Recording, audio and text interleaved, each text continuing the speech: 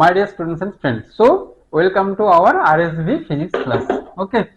So this class I will be discussing on quantum mechanics for your graduation, for your BSc and or master degree in physics also. है ना? So basically this class is for BSc and MSc physics students. And whoever want to know the basic quantum mechanics, I will be knowing about little bit of quantum mechanics. Okay, that I will try to explain. Okay. So basically, let's start with different difficulties and what is the what classical theory fails and everything, and how quantum mechanics is arriving. So somehow that time basically this wave particle duality means Newton considers light as a particle. Okay, so Newton's that time since in particle. So later different experiment or your interferences already studies this light. It shows the property of wave nature. Okay, so wave nature. So it is somewhere particle and sometime it's wave. So this is a mysterious. सो आपको कभी ऐसा लगता है एक चीज कभी web जैसा behave कर रहा है, कभी sometime it is behaving like so its का behaviour is unpredictable. So this famous quote is nature works like that. So we are trying to learn physics and try to explain different natural phenomena. But nature का ये मर्जी है जो है so ये इस तरीके से बिहेव करना चाहते हैं. So हम लोग जस्ट नेचर को समझने की कोशिश करते हैं and try to explain some mathematical models, different concepts, etc. But nature का ये इच्छा है ना. So sometimes you will see the quantum is a big mysterious, है ना. But mathematics is simple. But when you are trying to understand, this is too much complicated.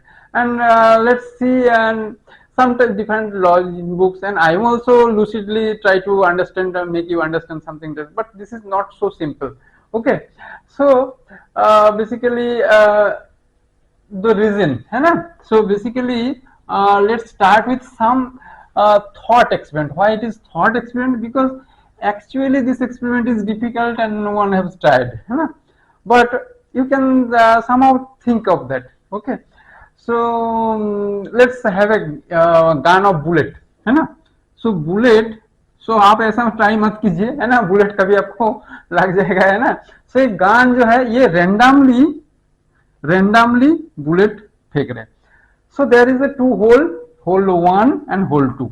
Okay, so this is your this is your just open space and this is your opaque space. Okay, so only bullet can pass through hole 1 या either hole 2, and then there is a back stop, है ना. यहाँ पे एक लकड़ी का है क्योंकि बुलेट किसी को ना लग जाए. सो यहाँ पे बैक स्टॉप जो है दिस कंटेंट सम डिटेक्टर, है ना. Detector means this is A sand box, मतलब जहां पे आपका बुलेट जाके सैंड में घुस जाएगा. सो ये बुलेट आपको कलेक्ट करना over the time. So you are trying to getting the data for different random phenomenon. Okay, so for after a time t, है ना. So you try to collect your how much bullet. So this is this is your x axis, this is x axis, and this detector position you just consider it is x. Okay, so now if you close the position 2 and you just try to know the distribution of bullet, how it is going through this, and this bullet is emitting randomly, no bias is there. So now in this axis, in this position, you will getting maximum on this position. So for your hole 1. Okay, and if you close hole 1 and just try to pass this bullet through hole 2, तब आपको क्या दिखेगा. तो ये जो position है, इस position के मैक्सिमम में इर्द गिर्द में आपको मैक्सिमम मिलेगा. ओके, अब आपको क्या करना है. So now just open both hole तो आपको किस टाइप का डिस्ट्रीब्यूशन आपको ये उम्मीद है? सो आप इसमें हम प्लॉट करते हैं यहाँ पे। सो इसका उम्मीद ये मान लीजिए ये जीरो, ये एक्स एक्स डायरेक्शन पे, मतलब ऐसा ये डिटेक्टर को स्कैन कर रहे हैं डिफरेंट पोजीशन पे, है ना, कहाँ का कैसे कितना बुलेट आ रहे हैं। तो इसमें आपको कैसा उम्मीद कर सकते हो? सो इस टाइप का डिस्ट्रीब्यूशन देखा गया। ये जो एक्स पोजीशन मतलब जीरो पोजीशन है, ये मान लीजिए ये जीरो पोजीशन है। सो जीरो पोजीशन के इसमें आपको जो है मैक्सिमम, है ना, सो ये this is your maximum position. Okay, so so इस टाइप का डिस्ट्रीब्यूशन देख रहे। So this is if your probability distribution of going bullet in lump, मतलब एक साथ जो जा रहे हैं, यहाँ पे डिस्ट्रीब्यूशन प्रोबेबिलिटी जो है P1, और इधर आपका जो प्रोबेबिलिटी अगर यहाँ पे ये वाला होल बंद करके सिर्फ इसी होल में अगर पास करने देते, इसका probability of getting this bullet through this hole is P2. So after opening both hole, you will be seeing जो probability of getting lamp of bullet from when both 1 and 2 holes are open, this distribution is like that. So P12 is, it is observed that P1 plus P2. So basically total probability of getting bullets when two space are two holes are open is just sum of probability of P1 and P2. Okay, this now this is the observation. Now let's repeat the experiment with electron. Okay, so replace with gun, just electron gun, है ना। सो electron gun क्या है, आपको एक tungsten का इस type का रहता है, एक जो है आपका यहाँ पे टंगस्टन यहाँ पे हिट करता है, तो यहाँ का आपको कोलिमिनेट करके एक इलेक्ट्रॉन आप यहाँ से, सो इलेक्ट्रॉन रैंडमली निकलता है ना। सो इलेक्ट्रॉन अगर इस एक्सपेरिमेंट अगर इलेक्ट्रॉन से करते हैं, सो सेम इस होल से देखेंगे तो इस टाइप का प्रोबेबिलिटी मिलेगा, तो इसमें भी मिलेगा। तो आपको जो टोटल दो होल अगर ओपन रहेगा, सो उस कंडीशन में आपको प्रोबेबिलिटी कैसा मिलेगा, just like P1 and P2, जैसा आपको जैसा एक लैंप मिला, ये मिस्टीरियस है ना। ये आपको इस टाइप का डिस्ट्रीब्यूशन देखने मिलता है। देखो ये जो है ना, सो ये आपका बहुत बड़ा लैंप है ना, ऐसा है ना।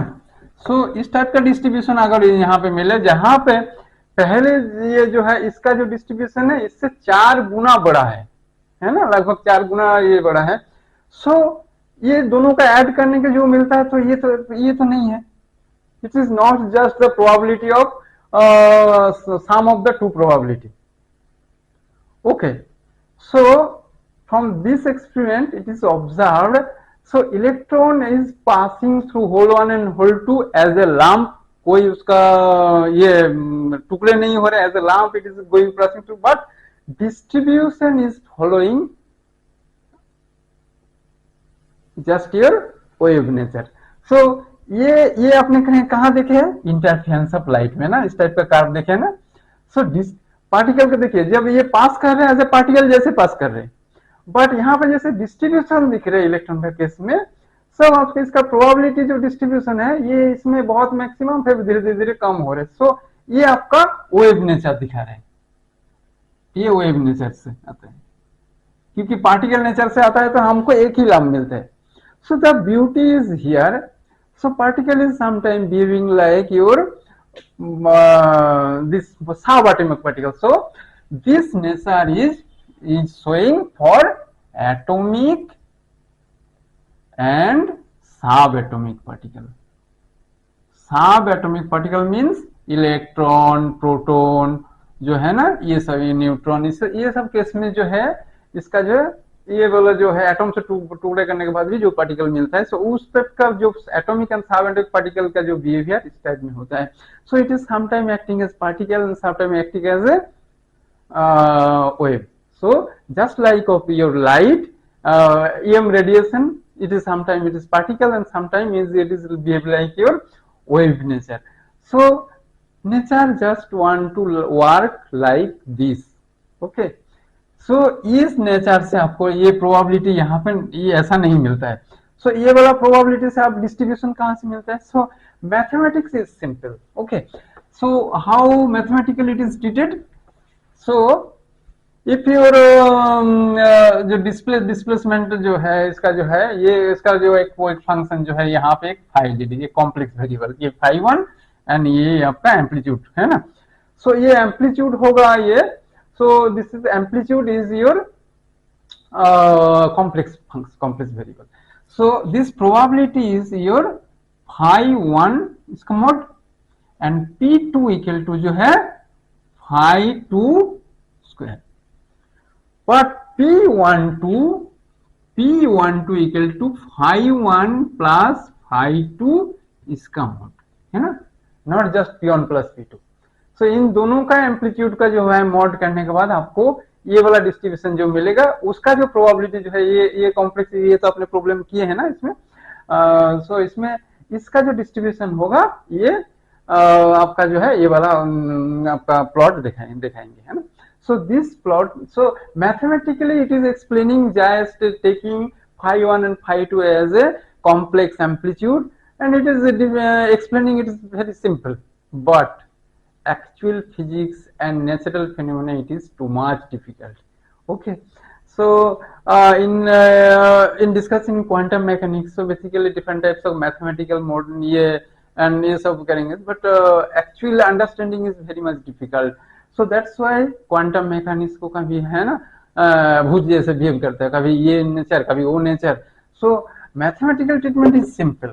सो आपको लगेगा दो चार मैथमेटिकल इक्वेशन हमने सॉल्व कर दिया तो मतलब हमने काफी क्वांटम मैकेनिक्स हमको पता चल गया, but this is not actual understanding. So actual understanding is very much difficult.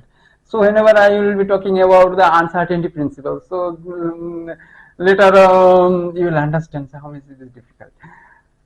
So in atomic and subatomic level, so this is behaving like dual nature of radiation. So somehow you can call particle wave, है ना, particle wave or wave particle duality, whatever you want to tell it just like this, है ना. And let's think about 19. Let's go to 19th century, है ना. Max Planck है ना, वो black body radiation उसमें ही has taken particle as EM radiation as a particle. So उन्होंने एक क्वांटा लिए थे ना, उस क्वांटा का एनर्जी कितना है, E equal to h nu. Okay, so he is just taking as a particle nature E equal to h nu. Okay, so तो आपका जो है ये पार्टिकल आप ये लेंगे. सो लेटर जो है आपका Einstein device theory of specific heat, वहां पे जो है Franck Hertz experiment. What is Franck Hertz experiment? Franck Hertz experiment में क्या है, आपको जो है इलेक्ट्रॉन जो है इसमें कोलिशन करके एनर्जी लूज कर रहे हैं. So energy lose in collision is discrete in nature. discrete मतलब continuous एनर्जी लूज नहीं कर रहे हैं. सो ये डिस्क्रीट है. So energy lose in part collision जो है आपको जो गैस मॉलिक्यूल से इलेक्ट्रॉन जो एनर्जी लूज करता है, सो इसका फ्रांक हार्ज एक्सपेरिमेंट से ये प्रूव करते हैं जो उसका जो एनर्जी लॉस है ये discrete in nature, not continuous. So this is different. So classical electromagnetic theories can not explain the phenomena. And जो है आपका स्टर्न-गार्लिक एक्सपेरिमेंट है ना. सो एटम का जो है अगर कोई एटम जो है डिफरेंट एटम अगर इसमें एक मैग्नेटिक फील्ड में रहता है, सो उसका जो स्पिन है तो उसका स्पिन का चेंज जो है चेंज इन स्पिन और change in orientation off spin है ना, स्पिन एंगुलर मोमेंटम उसका भी चेंज जो है आपका डिस्क्रीट होती है ना. ये एक्सपेरिमेंट जब एक्सप्लेन करें तब और डिटेल्स इसका मैथमेटिकल एनालिसिस करेंगे क्वांटम मैकेनिक्स में. सो बट इसका जो डिस्क्रीट नेचर है ना और जो है क्वांटम स्कैटरिंग उसका बारे में भी बात करेंगे. क्वांटम स्कैटरिंग में क्या होता है, जैसे आपको जो है एक्सरे और जो है गामा रे किसी भी इसमें मीडिया में पास करता है ना, सो इसका जो है यहाँ पे जो है ये इसका फ्री इलेक्ट्रॉन से इसके साथ कोलिशन होता है. कोलिशन होने के बाद आपका जो है दो लाइन मिलता है, एक आपका कम इसमें और एक आपका ज्यादा लेमडा में है ना. ये lambda prime, lambda prime is greater than lambda. So आपको अगर ये कोलिशन में जो है क्लासिकल इलेक्ट्रोमैग्नेटिक थ्योरी से आपको एक ही लाइन मिलना चाहिए, जो है ना आपका जो ओरिजिनल इसका ये है, ओरिजिनल जो आपका एक्सरे का जो है आपका वेवलेंथ। बट और एक जो है स्मॉल स्मॉल एनर्जी और लार्जर वेवलेंथ का भी और एक पीक मिलता है। वो क्यों मिलता है वो भी एक्सप्लेन नहीं किया जा सकता है from classical theory of EM radiation. Okay, so that's why then there is a development of quantum theory by कौन का नाम बताओ 19 अभी जो 1924 से 1930 में इसका क्वांटम मैकेनिक्स का मैक्सिमम डेवलपमेंट हुआ। सो बेसिकली जो है आपका श्रोडिंगर डीराक है ना, डी ब्रोगली, आप डी ब्रोगली की बात करेंगे है ना।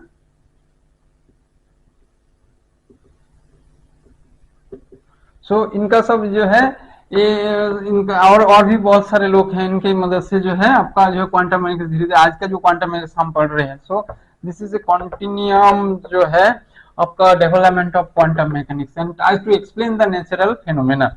ओके, सो बेसिकली जो है de Broglie,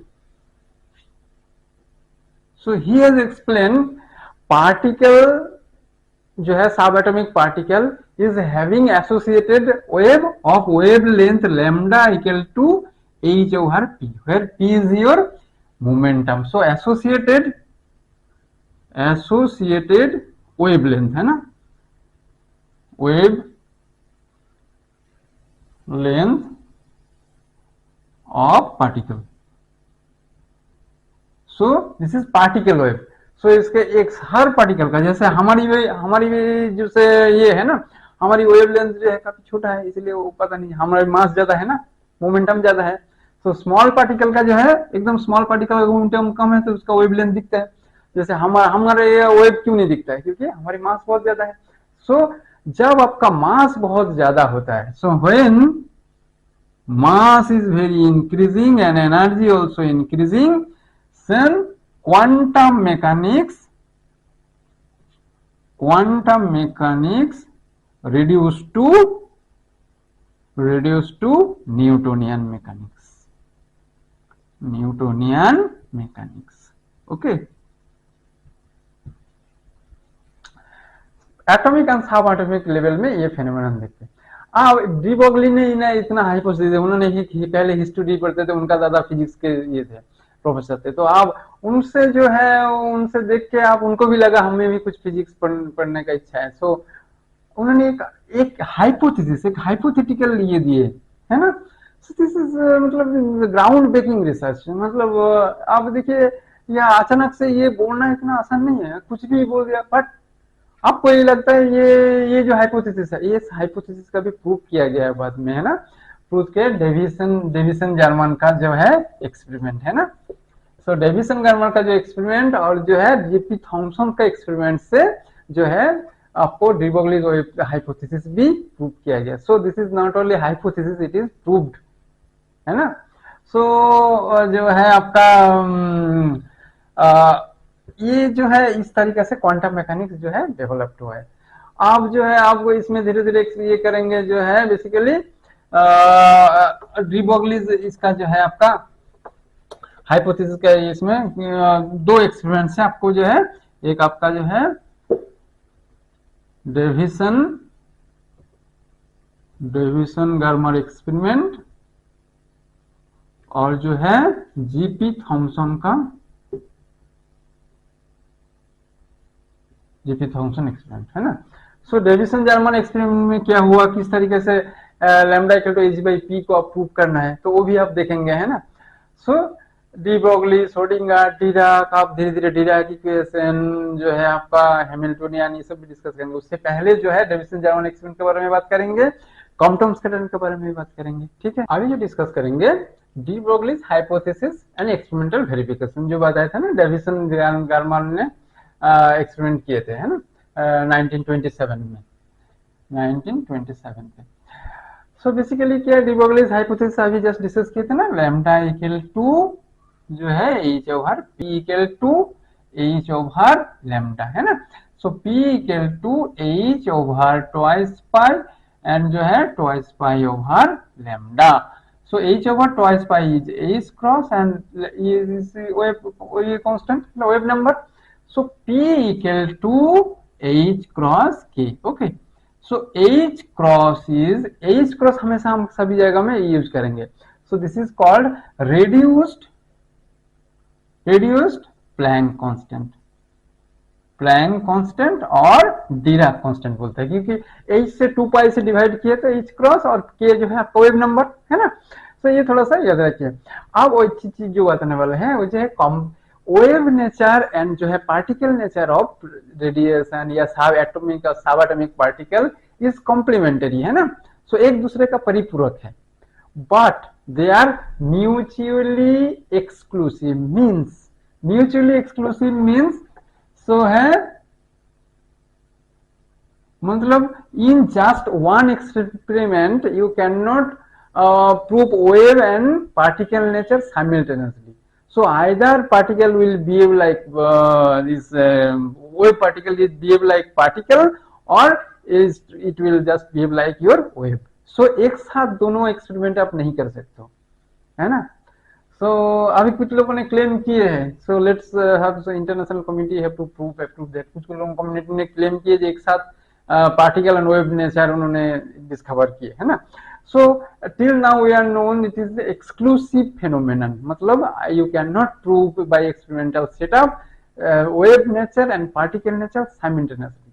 So either it will behave like particle or it will behave like मतलब कब क्या नेचर है वो इस नेचुरल फेनोमेना, है ना। सो ये हुआ P equal to H cross K. Now let's go to Davison-Janmar experiment in 1927. So this is the experimental setup. So electron gun इसको आइसोलेट करने के लिए यहाँ पे एक वोल्टेज दे रहे हैं इलेक्ट्रॉन, यहाँ पे नेगेटिव वोल्टेज में ये रखेंगे तो इलेक्ट्रॉन इधर फोकस होके जाएगा। तो ये कोलिमिनेटेड टाइप का ये कोलिमिनेट होके यहाँ पे ये आपका निकल क्रिस्टल में जो है सिंगल क्रिस्टल में वो डिफ्रैक्शन हो रहे हैं, है ना। सो डिफ्रैक्शन आपको पढ़ा है ना। सो सिंगल जो है ये यहाँ पे ब्राग description 2d sin theta lambda जहाँ पे मैक्सिमम आपको इंटेंसिटी मिलता है। सो ये आपको थीटा डिग्री में आप जो है आप स्कैन करते जाइए एंगल के साथ। ये मूवेबल एक डिटेक्टर, इसके साथ यहाँ पे इलेक्ट्रोमीटर में कलेक्टेड है ना, इलेक्ट्रोमीटर से ये डिटेक्टर जो है आयनाइजेशन चैम्बर का, ये यहाँ पे इलेक्ट्रॉन आके आयनाइजेशन प्रोड्यूस कर रहे हैं, ये यहाँ पे करंट कलेक्ट करके इलेक्ट्रोमीटर जहाँ पे आपको ये इसका जो है करंट जो मेजर करते हैं। सो ये करंट मेजर के आपको इंटेंसिटी मिलता है। सो कितना इंटेंसिटी कौन सा एंगल में मैक्सिमम इंटेंसिटी मिलता है, और जो है सो इंटेंसिटी का जो है इस टाइप का जो है प्लॉट अब करेंगे, है ना। तो उसको जो है आपको डिफरेंट जो है आपको इंटेंसिटी का इस टाइप का प्लॉट मिलता है, ये पोलर प्लॉट बोलता है। ये आपका जो है ये है रेडियस आर जो है और ये आपका जो है थीटा।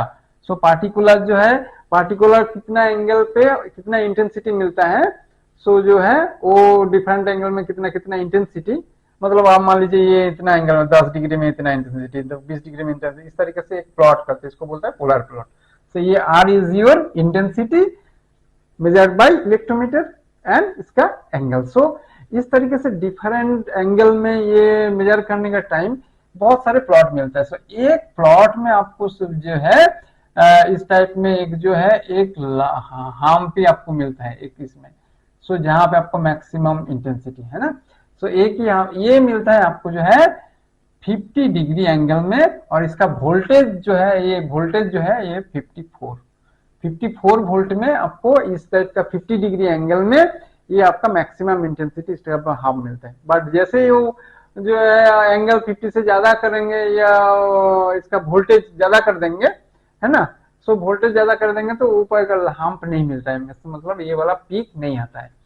सो वो वाला पीक को चूज कर मैक्सिमम इंटेंसिटी चूज करने के बाद जो है इसका एक्सपेरिमेंटल डाटा या रिजल्ट एनालिसिस करते हैं। क्या रिजल्ट एनालिसिस करेंगे, सो बेसिकली जो 2d sin थीटा वो लैम्डा उसको मॉडिफाई के थोड़ा सा मैथमेटिकली ये करके आपको जो d sin theta equal to n lambda, जहां पे आपका d है आपका जो है क्रिस्टल दोनों प्लेन का बीच में डिस्टेंस, तो ये इतना angstrom, into sine theta means 50 degree angle में आपको ये आपका, अगर फर्स्ट ऑर्डर डिफ्रैक्शन के लिए ए निकल टू 1, वो ए निकल टू 1 में आपका जो है लैम्डा लैम्डा ये है, यहाँ से आप लैम्डा कैलकुलेट कर सकते हो। यह लैम्डा जो है आपका 1.65 एंगस्ट्रॉम। और electron, so de Broglie's wavelength associate with electron कितना होगा, ये जो है आपका lambda equal to h over p, है ना। सो पी इक्वल टू क्या है आपका, p square over twice m equal to eV, और जो है p equal to root over of twice m eV. So lambda equal to क्या है आपका, h over root over of twice m eV. ये वोल्टेज जो है 54 वोल्ट में आपका जो है मैक्सिमम इंटेंसिटी मिलता है। सो जो है वो जो इंटेंसिटी मैक्सिमम मिलता है, सो वहां से आपका जो लैम्डा आपको मिलेगा 12.26। थोड़ा सा ये कैलकुलेट कर लीजिए, इसका वैल्यू और एम का वैल्यू बैठा के। सो ये आपका वोल्टेज जो है आपका 54 वोल्ट। सो ये आएगा आपको order of 1.67 angstrom. So these both result 1.65 angstrom and 1.67 angstrom are matching. So diffraction के बाद जो है इसका इंटेंसिटी मेजर करने के बाद जो ये मिलता है आपको, और जो है डी ब्रोगलीज वेवलेंथ में जो है आपका डी ब्रोगलीज हाइपोथेसिस यूज करके जो आपको वेवलेंथ मिलता है, so both are matching. So Davisson Germer experiment is prove जो है डायरेक्टली जो है de Broglie's hypothesis. So basically this is the proof of de Broglie's hypothesis. Okay, Compton scattering, ये क्या है, तो कॉम्पटन स्कैटरिंग में आपको जो है आपको पहले आपको एक्सरे चाहिए, है ना। एक्सरे चाहिए तो क्या है आपका कूलिज पे, उस टाइम पे कूलिज नॉल था, कूलिज ट्यूब था, कूलिज ट्यूब से आपको एक्सरे ये करना है अपना। इधर है, इधर कॉइल है ना, इधर भी कॉइल है, इधर एक ये इसमें एक टारगेट है, और यहाँ से जो है ये टारगेट है, और यहाँ से आपको जो है ये तो ये बीम निकल रहे हैं, यहाँ पे आ रहे। सो ये मोलिबोडिनम मोलिब्डेनम टारगेट जो है, यहाँ से के अल्फा लाइन ये निकलते हैं ना। सो ये के अल्फा लाइन यहाँ पे आपको जो है एक स्कैटरर है, एक स्कैटरर, ये कौन सा लाइट स्कैटरर, ये आपका जो है स्कैटरर, स्कैटरर कार्बन है ना, लाइट यहाँ से जो कार्बन स्कैटरर या ग्राफाइट स्कैटरर से। अब ये स्कैटर होने के बाद जो है आपको एक जो है डिफ्रैक्शन जो है आपको ब्राग डिस्क्रिप्शन के लिए आपको जो है एक क्रिस्टल के थ्रू, ब्राग क्रिस्टल जो है ये उसके आपको ये यहाँ पे ये हो रहे, ये डिफ्रैक्शन है ना। सो ये आपका क्या आ रहा है, एक्सरे।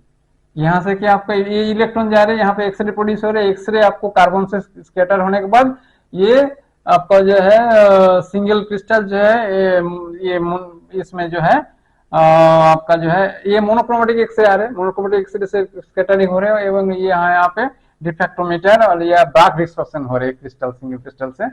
मतलब ये डिफ्रैक्शन होने के बाद कहाँ से होता है, जो है एक ग्रेटिंग होती है ना, ग्रेटिंग में डिफ्रैक्शन से।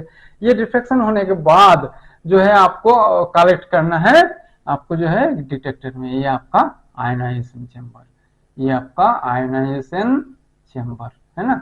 आयनाइजेशन चैम्बर, यहाँ पे आयनाइजेशन चैम्बर से आपको जो है इलेक्ट्रोमीटर में कलेक्टेड है, इलेक्ट्रोमीटर। सो आप जो है ये जो है आपका आप देखिए जो इंसिडेंट एक्सरे के साथ ये जो एंगल जो है आपका फाई है ना, तो इसको आप फाई लेते हैं, जो है इंसिडेंट एक्सरे, एक्सरे मतलब ये वेव टाइप का है ना। तो ये इसके साथ जो ये स्कैटर्ड होके जो है ये आ रहे हैं, इसका जो है ये यहाँ पे आपको यहाँ से स्कैटर होने के बाद ये जो वेव आ रहे हैं ना, ये एक्सरे, यहाँ पे भी ये एक्सरे आ रहे हैं ना, ये स्कैटर होने के बाद ये एक्सरे। सो ये एक्सरे जो डिफ्रैक्शन के बाद मैक्सिमम इंटेंसिटी वो जो है आप यहाँ पे वो आप कैलकुलेट करेंगे। सो एक पार्टिकुलर फाई एंगल के लिए आपको जो वहां पे डिफ्रैक्शन क्रिस्टल को इस तरीके से आपको सेट करना है जहां पे आपको इंटेंसिटी मैक्सिमम मिलेगा। सो ग्रेटिंग को उस तरीके से सेट करते हैं ना जहां पे आपको मैक्सिमम इंटेंसिटी मिले। सो ये एक्सपेरिमेंट में आपको जो है बेसिकली आपको कुछ पार्टिकुलर फाई एंगल में जो है वो जो इंटेंसिटी आपको से मिला तो उसका आगे प्लॉट करेंगे। तो वहां से देखा गया जो है आपका ये आपका इंटेंसिटी, ये इस इंटेंसिटी में जो है एक तो आपका एक ये इसमें और जो है एक बड़ी पीक, ये लैम्डा और ये लैम्डा प्राइम। सो एक तो आपका ओरिजिनल एक्सरे का जो वेवलेंथ ये एक ये और जो एक पीक मिलता है वो है लैम्डा प्राइम। सो मॉलिबेडियम से जो एक्सरे मिला था वहां से उनको मिला था 0.708 एंगस्ट्रॉम, और यहाँ और एक जो पीक मिला था वो जो है 7.30 है ना। सो डेल्टा लेमडा जो है lambda prime minus lambda equal to 0.022 angstrom, ये आपका जो वेवलेंथ, ये इसका जो वेवलेंथ शिफ्ट है ना। वेवलेंथ शिफ्ट मतलब एक जो है पीक मिल रहे हैं, एक इसका जो एक्सरे का एक ये आपका ओरिजिनल एक्सरे है ना। ओरिजिनल एक्सरे का पीक तो है, साथ में और एक जो है कम ज्यादा वेवलेंथ मतलब कम एनर्जी का, वेवलेंथ ज्यादा है तो एनर्जी कम है ना, equal to H nu. So H C by lambda, तो वेवलेंथ ज्यादा होगा तो एनर्जी कम होगा। सो वेवलेंथ ज्यादा है, उस एक ज्यादा एनर्जी का भी एक पीक आ है। So this phenomenon can not explain by classical theory. So classical theory fails to explain Compton scattering. So by using जो है this particle nature of radiation, so वहां पे क्वांटम का आ रहे हैं ना, एक quanta. So Compton scattering is your just your inelastic scattering, inelastic scattering में क्या आपका momentum concept but kinetic energy not concept है ना। और जब kinetic energy and momentum both are concept, this is called elastic scattering. Okay, so this ये जो phenomenon delta lambda shift जो है ना, सो ओरिजिनल एक्सरे का पीक प्लस जो है एक कम एनर्जी का मतलब ज्यादा लैम्डा का एक वेवलेंथ का ये मिलता है ये पीक। बट क्लासिकल थ्योरी बोलते हैं जैसे आपको ओरिजिनल ये यही मिलना चाहिए बट ये नहीं आना चाहिए, बट ये क्यों आता है दैट इज एक्सप्लेन बाय जो उसका जो है ये थ्योरी। सो थ्योरी अभी डिस्कस करेंगे। उस थ्योरी से जितना मिलता है डेल्टा लैम्डा और एक्सपेरिमेंटल ये जो है दिस इज वो actually matching. So that's why this experimental setup and theory is matching, मतलब this is the experimental verification of your quantum scattering। सो ये डेल्टा लैम्डा कितना होता है वो भी आप मतलब थ्योरी से निकलेंगे। भाई कैसे, बेसिकली आपका energy conservation and momentum conservation.